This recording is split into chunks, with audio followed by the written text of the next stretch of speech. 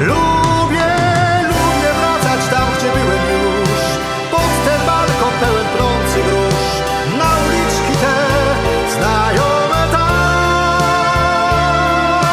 do znajomych drzwi. Of silence, and in the naked light I saw 10,000 people, maybe people talking without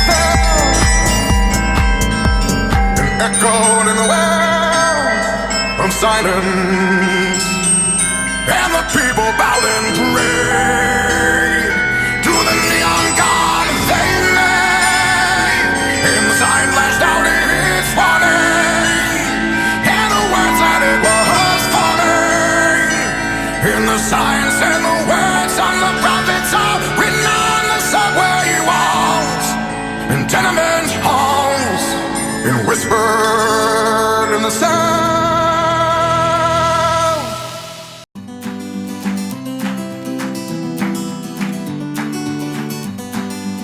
W ten sposób to ja dojdę do Gdańska. Znowu na jakimś zadupie lotniska mamy samolot. Normalnie.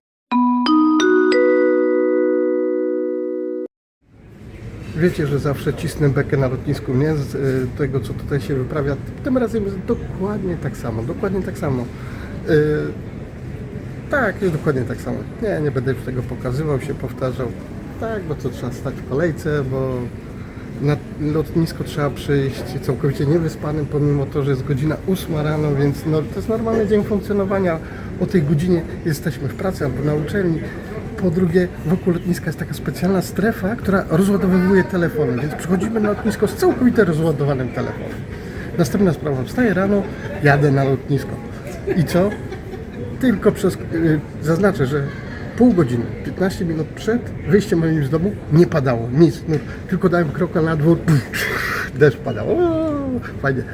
Teraz druga sprawa, jadę autobusem, bardzo miły pan kierowca, zamiast zatrzymać się tam, gdzie zawsze się zatrzymuje autobus i przejść ileś tam kroków po deszczu do wejścia do metra, pan ładnie podjechał pod samo wejście, można było wyjść. Super sprawa, stary, tak trzymać. Kolejna sprawa, co miałem powiedzieć? Kolejna sprawa, raz, dwa, trzy. A, słuchajcie, co mi się przypomniało, jakieś 30, może 30-25 kilo lat temu, godzina 4 między 5 rano, zwłaszcza w niedzielę albo w sobotę rano, nie? To jest taka dobra godzina. Pamiętam, że to właśnie zależy od sytuacji, tak? Bo dzisiaj byłem po tej drugiej stronie lustra i widziałem to, że jak mi się dzisiaj dzień dopiero zaczyna, ale patrząc na innych, widziałem, że jeszcze im się dzień nie skończył. To jest właśnie ta różnica. Dobra, pa, już w Polsce.